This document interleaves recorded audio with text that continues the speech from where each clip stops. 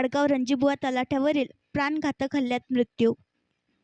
वसमत तालुक्यातील आडगाव रणजीबुवा तलाठी सज्जाचे तलाठी संतोष पवार यांच्या डोळ्यात चटणी टाकून धारदार शस्त्राने वार केल्यामुळे रुग्णालयात नेत असताना त्यांचा मृत्यू झाल्याची घटना बुधवारी भरदिवसा घडली।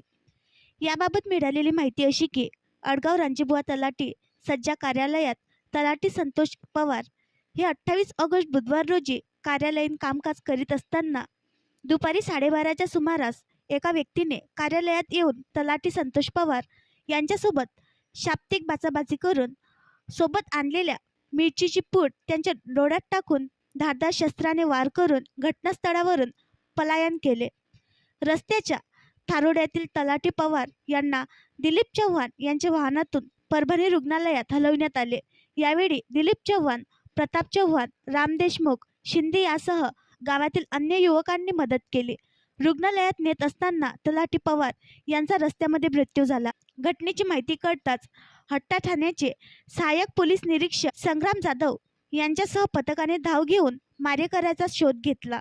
घटनास्थळी जिल्हा पोलीस अधीक्षक श्रीकृष्ण कोकाटे, अप्पर पोलीस अधीक्षक अर्चना पाटील, उपविभागीय पोलीस अधिकारी मारुती थोरात, उपविभागीय अधिकारी विकास माने, तहसीलदार शारदा दळवी यांनी भेट देऊन घटनेची माहिती घेतली। त्यानंतर मारेकऱ्याचा शोध घेण्याकरिता पोलिसांचे पथक रवाना करण्यात आले। यामध्ये पोलिसांनी बोरी सावंत येथील प्रताप जगन्नाथ कराळे याला ताब्यात घेतले। त्यानंतर पोलीस ठाण्यात आणल्यानंतर त्यांची कसून चौकशी केली जात होती। दरम्यान या प्रकरणातील मयत तलाठी संतोष पवार याचे शवविच्छेदन परभणी येथील जिल्हा शासकीय रुग्णालयात करण्यात येऊन मृतदेह नातेवाईकांच्या स्वाधीन करण्यात आला। या प्रकरणात रात्री उशिरा हट्टा पोलिसात गुन्हा दाखल करण्याची प्रक्रिया सुरू होती। जिल्ह्यातील वसमत तालुक्यातील आडगाव रंजे या गावचे तलाठी कैलासवासी संतोष पवार यांच्यावर माथे पेरूने केलेल्या भ्याड हल्ल्याचा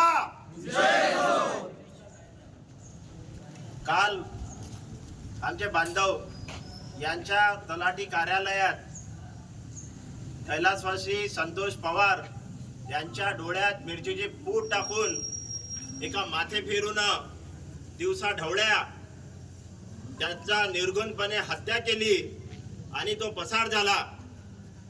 या हल्ल्याचा आम्ही विदर्भ पटवारी संघ उपविभाग शाखा अकोटच्या वतीने जाहीर निषेध करतो।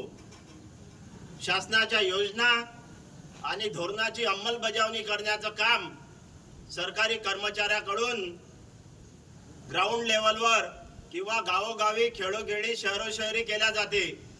जर सरकारी कर्मचारीच जर भयभीत असेल त्याच्यावर असे भ्याड। आणखी नवीन व्हिडिओ पाहण्यासाठी आमच्या देशमुख एक्सप्रेस न्यूज चॅनलला सबस्क्राईब करा, लाईक करा आणि शेअर करा।